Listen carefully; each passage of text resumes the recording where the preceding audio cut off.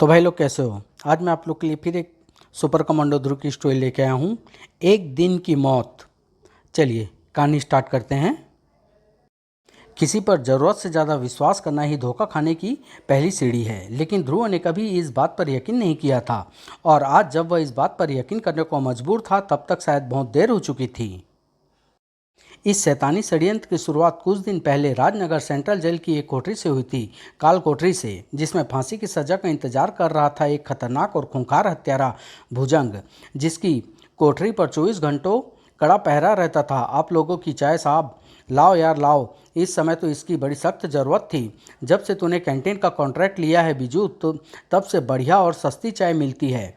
लेकिन चाय की एक चुस्की मारते ही दोनों स्टूल से ज़मीन पर आ गिरे। अब बढ़िया और सस्ती चाय का मजा सपने में लेना हवलदारो। काल कोठरी के ताले में एक चाबी घूमी। तुम्हारी सजा खत्म हुई भुजंग। अब हम तुम्हारी आज़ादी का फरमान लाए हैं। चलो, कौन हो तुम? बेकार के सवाल पूछकर समय मत खराब करो। चाय में मिली बेहोशी की दवा का असर सिर्फ 1 घंटे तक रहेगा। अब जल्दी से इस हवलदार की वर्दी पहनो और चलो। और अगली सुबह तुम सब निकम्मे हो, गधे हो, मूर्ख कहीं के। एक अदना सा कैंटीन वाला तुमको बेहोशी की दवा मिली, चाय पिलाकर भुजंग को ले भागा और तुम सब सोते रहे। भागो, जाओ और उसको जाकर ढूंढो। अगर भुजंग 24 घंटे के अंदर यहाँ नहीं आया तो मैं तुम सबको सबकी लाइन हाजिर कर दूंगा। लेकिन अब तो 24 क्या, 2400 घंटे हो चुके, यानी 3 महीने से ऊपर। लेकिन अब तक न तो भुजंग का कुछ पता चला और न ही कैंटीन वालों का। पर भुजंग को जेल से निकाला किसने? भुजंग के सारे आदमी या तो मारे जा चुके हैं या फिर जेल में बंद है।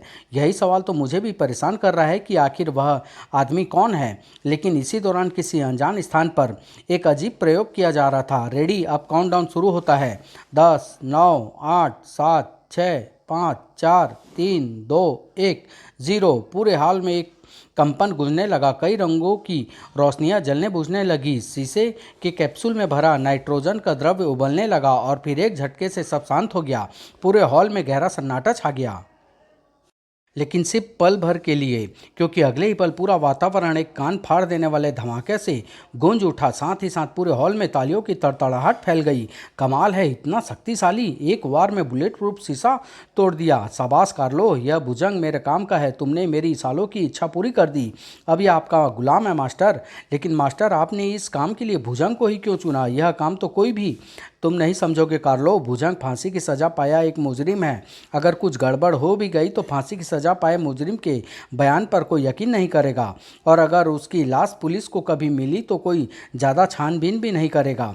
अब मेरे प्रतिशोध की शुरुआत होती है। तुम जाओ और जाकर सुंग को मेरे पास भेजो और तुम भुजंग के साथ भारत जाने की तैयारी करो।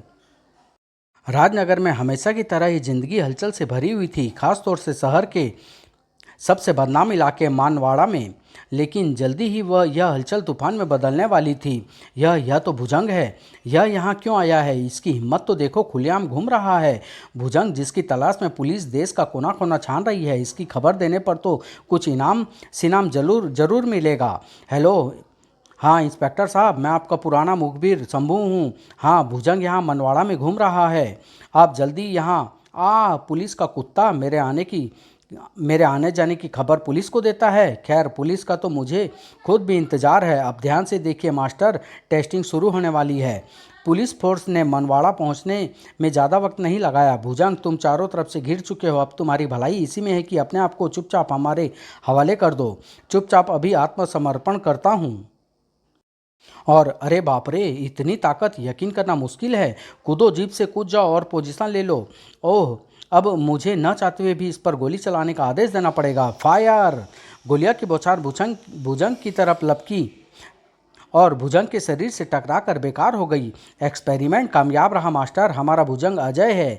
अब यह नाटक खत्म करो कार्लो, हमारे पास ज़्यादा समय नहीं है। भुजंग, अब वहाँ से भाग जाओ। आदेश भुजंग तक पहुँचा और भुजंग ने नाक की सीध में भागना शुरू कर दिया। और देखते ही देखते आंखों से ओझल हो गया। कोई भी आदमी उसका पीछा कर पाने की हालत में नहीं था। जब ध्रुव इस घटना की खबर पाकर घटनास्थल पर पहुंचा, तब तक स्थिति सुधर चुकी थी। हम गोलियां बेअसर होने का कारण तो बुलेट प्रूफ जैकेट हो सकता है, लेकिन उसकी अमानवीय ताकत को कैसे समझा जाए? और फिर वह भाग गया और हम में से कोई उस लायक नहीं था कि उसको पकड़ सके। फिर क्या हुआ? यह जानते हुए भी कि पूरे देश की पुलिस उसको ढूंढ रही है, वह इतना खुलेआम कैसे घूम रहा था? कहीं ऐसा तो नहीं कि यह भुजंग हो ही नहीं, बल्कि भुजंग के वेश में कोई और आदमी हो सकता है, लेकिन उसका हमारे पास कोई सबूत नहीं है। लेकिन हमको इतना तो पता चल गया है कि भुजंग इसी शहर में मौजूद है। हमने पूरे शहर की नाकाबंदी कर दी है। अब वह हमसे ज़्यादा समय तक नहीं बच सकता। अपनी रात की गश्त पर निकलते समय भी ध्रुव का दिमाग इसी नई गुत्थी में उलझा हुआ था। Good night Dhruv. Good night Renu. अब सुबह तुम्हारी ड्यूटी खत्म होने के वक्त ही मुलाकात होगी। अब भुजंग का पता लगाया जाए ताकि उससे कम से कम सुपरमैन बनने का तरीका तो पता चले मुझे भी। अरे रात के 2 बजे बैंक के अंदर लाइट जल रही है, यानी कुछ गड़बड़ है। कोई रात को बैंक से पैसा निकालने आया है। इस समय ध्रुव को कतई आभास नहीं था कि मौत के मुंह में जा रहा है, क्योंकि बैंक में घुसते ही उसकी नज़र जिस पर पड़ी थी वह था भुजंग। आ गया है। बैंक में डकैती तुमको ही यहाँ बुलाने का एक बहाना था और तुम खुद चल कर मेरे पास आ गए। अब मेरा मिशन पूरा होगा। कि मिशन? कैसा मिशन? अपना मिशन तो अब तुम खत्म ही समझो। बेहतर यही होगा कि तुम अपने आप को मेरे हवाले कर दो। ज़रूर कर दूंगा। अगर तू मेरे हाथों से बच गया तो मुझे अपने आप को तेरे हवाले करना ही पड़ेगा। लोहे की मनोवजनी सैफ ध्रुव की तरफ लपकी, लेकिन ध्रुव की फुर्ती ने उसकी जान बचा ली। बड़ा दम है यार तुम में।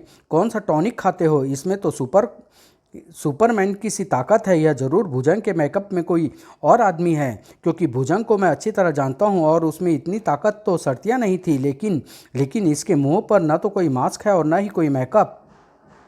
तो भुजंग में इतनी ताकत आखिर कहाँ से? बात आश्चर्यजनक थी, लेकिन भुजंग का एक भरपूर वार ध्रुव के लिए बहुत था। बेहोश हो गया। अब मेरा मिशन पूरा होगा। हाँ। भुजंग के लोहे जैसे कड़े हत्यारे हाथ ध्रुव की गर्दन की ओर बढ़े, लेकिन तभी उसके कानों में एक आवाज़ गूंजी। नहीं भुजंग, इसको तो तड़पा तड़पा कर मारना है। अब यह थोड़ी देर के लिए हमारे रास्ते से दूर है। तुम्हारा यहाँ का काम खत्म हुआ।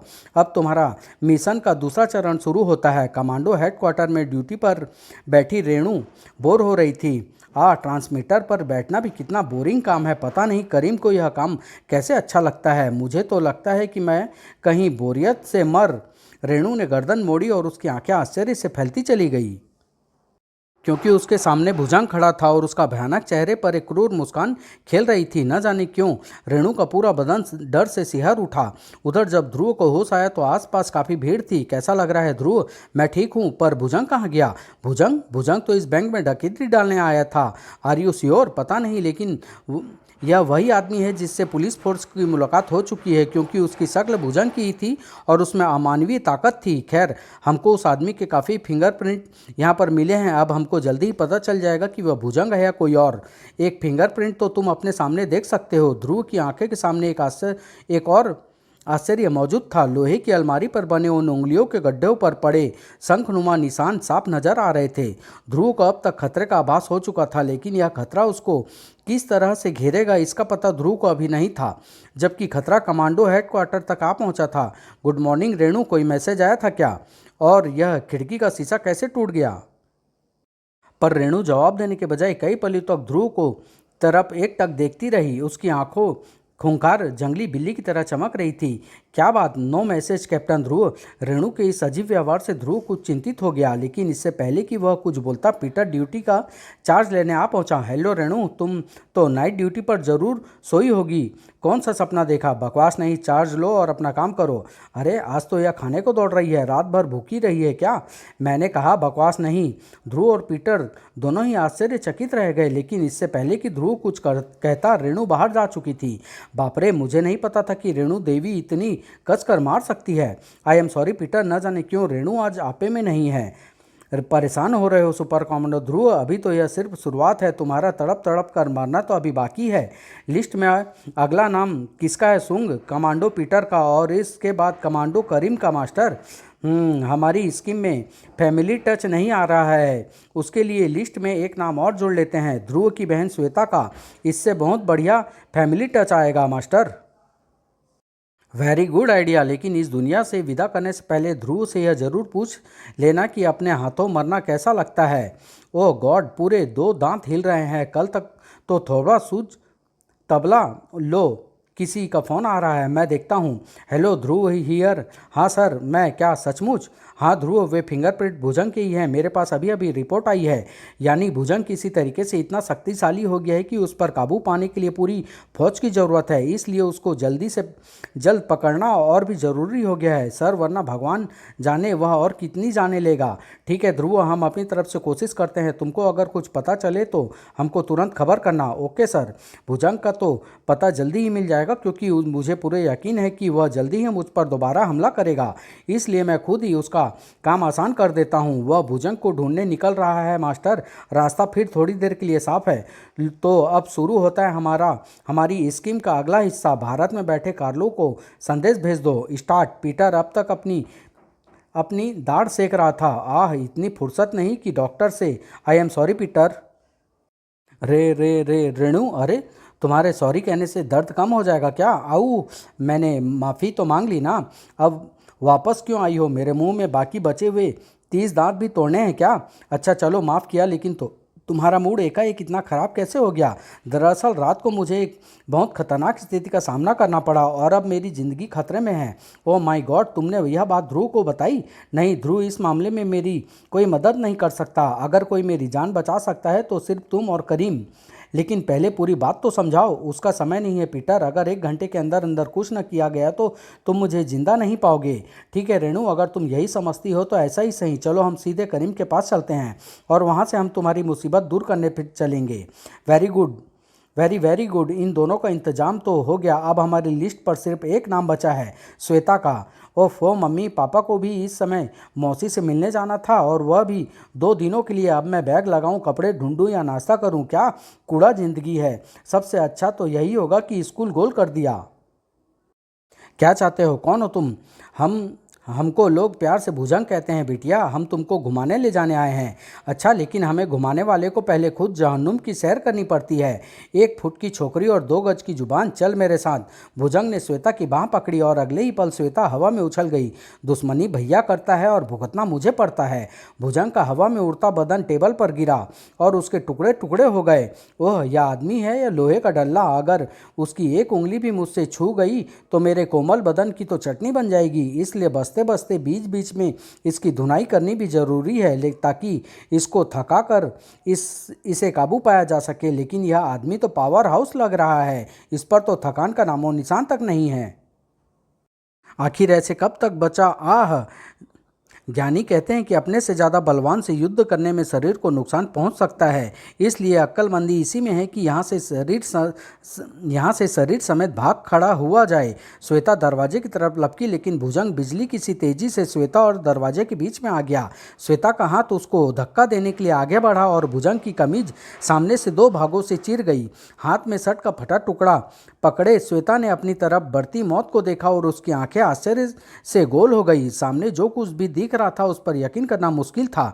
और आधे घंटे बाद जब भुजंग बाहर निकला तो श्वेता को बेहोश शरीर उसके कंधे पर झूल रहा था।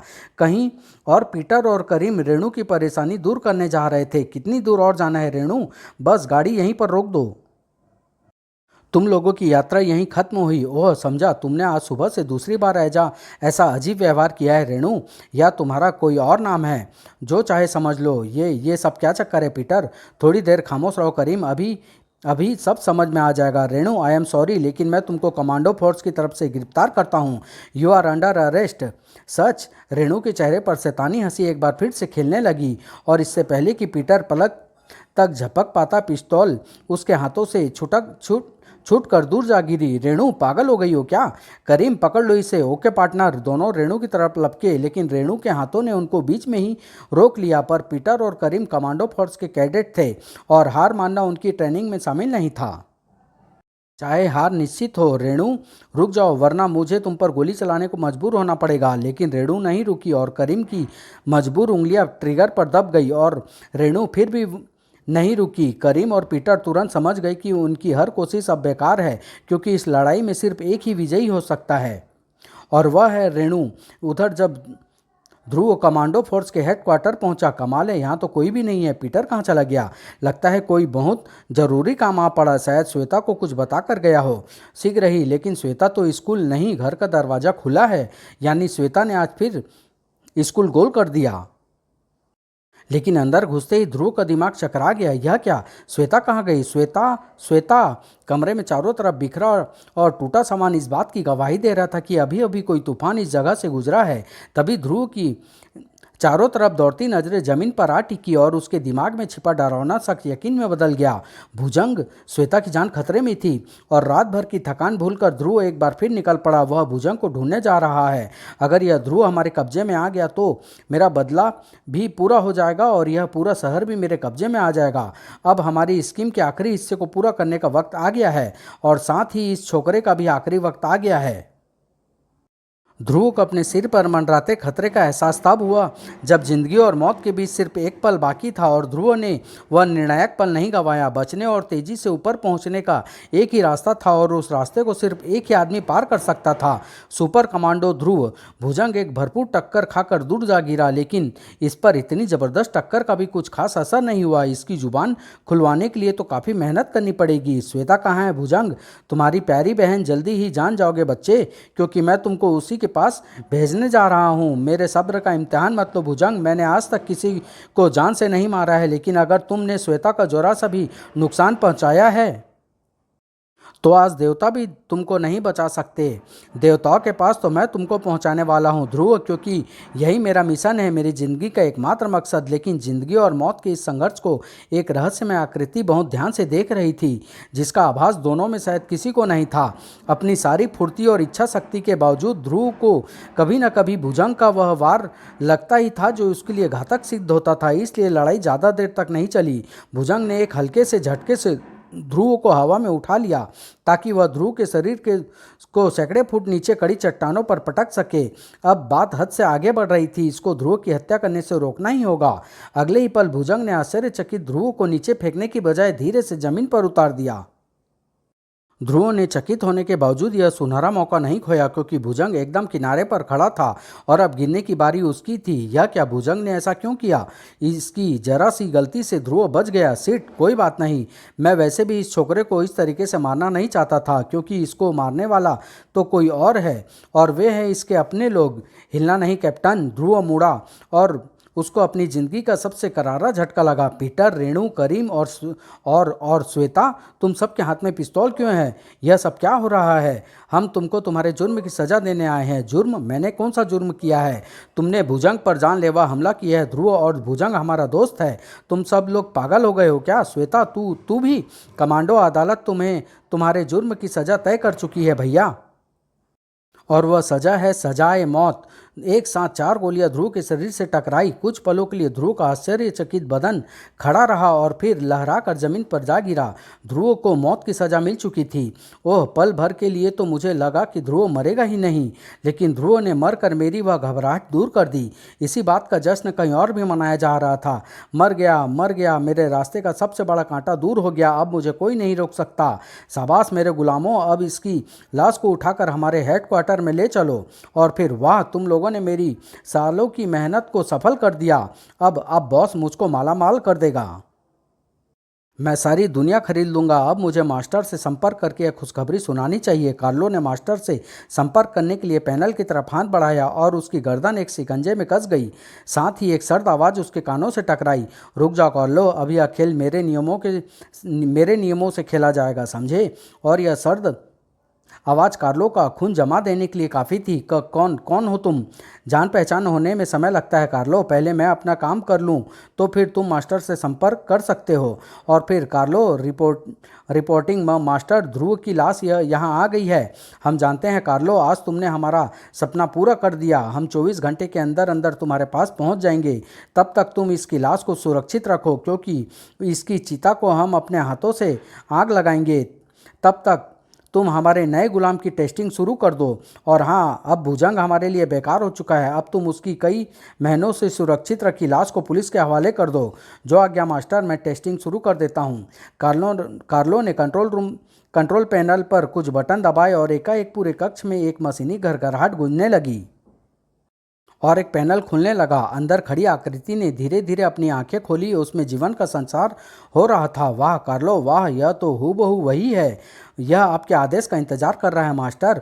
इसको इसका पहला काम सौंप दो। काम हमारे वहाँ तक पहुँचने तक खत्म हो जाना चाहिए। ओवर। चलो यह काम तो खत्म हो गया। तुम आखिर यह क्या चाह? तुम्हारी चुप्पी कार्लो। और वह भी सिर्फ तब तक के लिए जब तक तुम्हारा मास्टर यहाँ ना पहुँच जाए। इसके बाद अगर तुम बोल सको तो जिंदा चाहो जितना चाहो उतना बोल लेना। और उसी रात शहर के सबसे बड़े ज्वेलरी स्टोर के चौकीदार के पास एक जाना पहचाना मेहमान आया। अरे ध्रुव साहब, आप यहाँ? मुझे खबर मिली है कि यहाँ डकैती हो रही है। नहीं साहब, किसी ने मजाक किया होगा। हम तो लगातार पहरे पर ही हैं। मैं खुद देखना चाहता हूँ कि ठीक है या नहीं। दरवाज़ा खोलो। पहले मालिक को यहाँ बुला लें, फिर हम दरवाज़ा खोल। आह! फिर एक करारा वार ही उस चौकीदार को बेहोश करने के लिए काफ़ी था। लेकिन बेहोश होते होते भी उस चौकीदार ने अलार्म बटन दबा दिया और पास के पुलिस स्टेशन में, साहब झावेरी ज्वेलरी स्टोर में कुछ गड़बड़ हो रही है सर। गड़बड़? और वह भी ध्रुव की रात गश्त के वक्त? जरा चोरों की हिम्मत तो देखो। चलो मेरे साथ, मैं भी तो देखूं कि आखिर यह कौन हिम्मत वाला है। शीघ्र ही पुलिस आ रही है। ध्रुव, गहने लेकर जल्दी से वहाँ से निकलो। आदेश पाते ही वह आकृति बाहर की ओर लपकी और इसका पूरा शरीर हेडलाइट की रोशनी में नहा गया। सभी आश्चर्यचकित रह गए। अरे यह तो हमारे ध्रुव साहब है। सुपर कमांडो ध्रुव, कानून का रखवाला, आज डकैती डाल रहा है। तुम मामला समझ नहीं रहे हो इंस्पेक्टर। फिलहाल तुम मेरे रास्ते से हट जाओ। नहीं, हर कानून तोड़ने वाला मेरा दुश्मन है, फिर चाहे वह कोई भी हो। पकड़ लो इसे। लेकिन ध्रुव को पकड़ना किसी बुलडोजर को हाथ से रोकने के समान था। और इससे पहले कि कोई भी पुलिस वाला अपने हथियार तान भी पाता, ध्रुव पास ही खड़ी एक गाड़ी में बैठकर रात के अंधेरे में ओझल हो गया। ध्रुव और डकैती, यकीन करना भी मुश्किल है। यकीन काहे का साहब, आप तो जानते ही हैं कि यह सब सटा हवलदार। और ध्रुव जब वापस अपने अड्डे पर लौटा तो कोई उसकी अगवानी करने के लिए मौजूद था। आओ बहादुर आओ, तुमने आज हमारे दिल को ठंडक पहुंचा दी है। कोई भी तुमको और तुम्हारी कमांडो फोर्स को देखकर यह नहीं कह सकता कि तुम असली नहीं बल्कि रोबोट हो। आज ग्रैंड मास्टर रोबो का सपना पूरा हुआ। जिस छोकरे ने मेरे अपराध जगत के ओलंपिक को तबाह किया था, आज मैंने उसको तबाह और बदनाम कर दिया है। आज से ध्रुव ऐसे ऐसे काम करेगा कि दुनिया उस पर थूकेगी। इधर आओ कार्लो। जी ग्रैंड मास्टर, हमने फैसला किया है कि तुम्हारे इस महान आविष्कार के लिए तुमको एक इनाम दिया जाए। मौत का इनाम। मौत क्यों मास्टर? तुमने आज तक हमारे प्लान का एक सीक्रेट बनाए रखा, इसलिए अब यह हमारा कर्तव्य है कि यह प्रोजेक्ट हमेशा के लिए सीक्रेट रहे। और इसके लिए तुम्हारी जुबान को खामोश करना बहुत ज़रूरी है। मास्टर, नहीं, मैं किसी से कुछ नहीं कहूँगा। अब तक तुम वैसे भी किसी से कुछ नहीं कह पाओगे। लेकिन कार्लो तक पहुँच पाने से पहले ही यह क्या, मेरा गुलाम मुझ पर ही हमला करता है? सांप ग्रैंड मास्टर के हाथ से दूर जा गिरा। कार्लो धोखेबाज, तूने जानबूझकर ध्रुव के रोबोट के कंट्रोल अपने पास ही रखे। गद्दार, धोखेबाज कार्लो नहीं, तुम हो ग्रैंड मास्टर रोबो जो अपने आदमियों को वफादारी के बदले मौत का इनाम देता है। बहुत बोलते हो। यानी मैं तुम्हारा गुलाम रोबोट नहीं हूँ। रोबो, तुम्हारा गुलाम तो उधर कब्र में लेटा हुआ है। मैं सुपर कमांडो ध्रुव हूँ और यह मेरी असली कमांडो फोर्स है जिसका काम तुमको अब इंटरपोल के हवाले करना है। रोबो पल भर में पूरी स्थिति समझ गया। तो आज तुमको मुझको दूसरी बार मात दे दी कमांडो। लेकिन मुझे पकड़ना तुम जैसे छोटे छोटे बच्चों का खेल नहीं है। न न न हिलने की गलती मत करना, क्योंकि यह मल्टी बैरल गन एक ही बार में तुम सबके चिथड़े एक साथ उड़ा सकती है। अब मुझको यह बताओ कि मुझसे गलती कहाँ हुई? तुम सब भुजंग से बच कैसे गए? यह जानना मेरे लिए बहुत ज़रूरी है ताकि मैं भविष्य में वही गलती दोबारा ना करूं। यह सब जानने के बाद मैं तुम सब की चिता को अपने हाथों से गर्म गर्म आग लगाऊंगा। फिर मुझे इसकी चिता की चिंता छोड़कर अपनी कब्र की फिक्र करो मास्टर जी। ज़मीन के रेट आजकल बहुत ज़्यादा बढ़ गए हैं। कौन है रे तू छोकरी? इस छोकरी को तुम जैसे अपराधी चंडिका कहते हैं रोबो। और मेरे पास तुम्हारे सब सवालों का जवाब है। हालांकि कार्लो दी जीनियस के बनाए रोबोट के फिंगरप्रिंट्स तक असली जैसे थे, लेकिन यह समझना कोई बड़ा काम नहीं था कि वे सभी रोबोट हैं। और यह जानने के बाद उनको काबू में करना और भी आसान काम था। जानना चाहते हो कैसे? तो देखो, चंडिका श्वेता की तरफ लपकी और उसके हाथों में एक हल्के से दबाव से श्वेता के सीने का एक हिस्सा खुल गया। ये रहा तुम्हारा एक रोबो और इसका फ्यूज निकालते ही चंडिका ने कुछ बटन दबाए। यह बेजान हो जाएगा और अब इसकी कंप्यूटर प्रोग्रामिंग बदल अपना गुलाम बनाना बाएं हाथ का काम है। माय गॉड, यह श्वेता नहीं है तो श्वेता कहाँ गई? घबराओ मत ध्रुव, उसको मैंने पहले ही सुरक्षित जगह पर पहुंचा दिया है, क्योंकि यह जगह उस जैसे डरपोक के लिए नहीं है। तुम्हारे भुजंग को मैंने इसी तरीके से अपने कब्जे में किया और उसके कंप्यूटर कंट्रोल में जरा सी हेर फेर करने से वह तुम्हारे बजाय मेरा गुलाम बन गया। उसके बाद पीटर, करीम, रेणु और श्वेता को आज़ाद कराने का काम भुजंग ने ही किया। अब तुम्हारे सारे रोबोट कैद में हैं और असली कमांडो फोर्स आज़ाद है। ध्रुव की मौत और डकैती का नाटक सिर्फ तुमको यहाँ बुलाने के लिए किया गया था, तो मेरा प्लान ध्रुव से ज़्यादा तुमने बिगाड़ा है। तूने ग्रैंड मास्टर रोबो का प्लान चौपट करके अपनी मौत को दावत दी है छोकरी। अब सबसे पहले तू मरेगी और बाद में ये सब। असावधान चंडिका को रोबो के हाथ का वार काफ़ी तेज लगा और जब तक सभी उसकी मदद को आगे बढ़ते, एक दूसरा वार चंडिका के बदन से आ टकराया। रोबो की इस हरकत से ध्रुव की आंखों में खून उतर आया। मैं तुमको सही सलामत अंतर्राष्ट्रीय पुलिस के हवाले करना चाहता था रोबो, लेकिन चंडिका पर हाथ उठाकर तुमने यह मौका गंवा दिया। अब तुम हवालात से पहले अस्पताल में जाओगे। कमांडो फोर्स ध्रुव की मदद करने को तैयार थी, लेकिन ध्रुव को मदद करने की जरूरत नहीं थी, क्योंकि क्रोधित ध्रुव का सामना तो शायद पागल हाथी भी नहीं कर सकता था। लेकिन क्रोध में आदमी सोचने समझने की शक्ति खो बैठता है, इसलिए उसको आने वाले खतरे का आभास नहीं हुआ। वैसे भी वह उतना कुछ नहीं जानता था जितना कि कार्लो को पता था।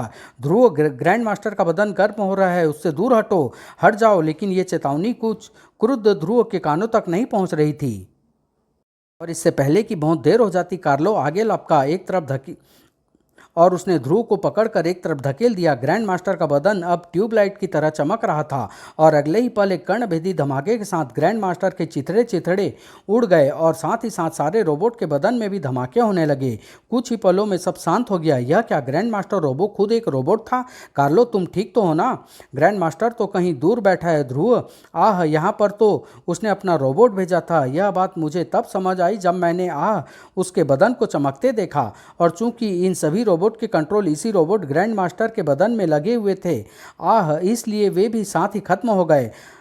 मुझे मेरे किए की सजा मिल गई। मुझे खुशी सिर्फ इस बात की है कि मैं तुमको जिंदा बचा सका। यह दृश्य कहीं दूर पर कोई बड़ी दिलचस्पी से देख रहा था। इस बार तो तुमको कार्लो ने बचा लिया छोकरे, लेकिन अगली बार मैं तुमको जल्दी ऐसी जगह ले जाकर मारूंगा जहां पर कोई पानी पिलाने वाला भी ना हो। और इधर कार्लो, ओह, यह तो मर गया। हम कुछ कर भी तो नहीं सकते थे ध्रुव। अगर आज तुम यहाँ न होती चंडिका, तो हम सभी मौत की नींद सो चुके होते। मुझे तो यह सारा खेल तब समझ में आया जब इन चारों ने मुझ पर नकली गोलियां चलाई। मैं उसी क्षण समझ गया कि अब मुझको भी मरने की एक्टिंग करनी पड़ेगी। इसके अलावा और कोई चारा था भी नहीं ध्रुव, वरना हम यह कभी नहीं जान पाते कि यह सारा षड्यंत्र रचाने वाला कौन शख्स है। लेकिन तुम इस झगड़े में कैसे फंस गई?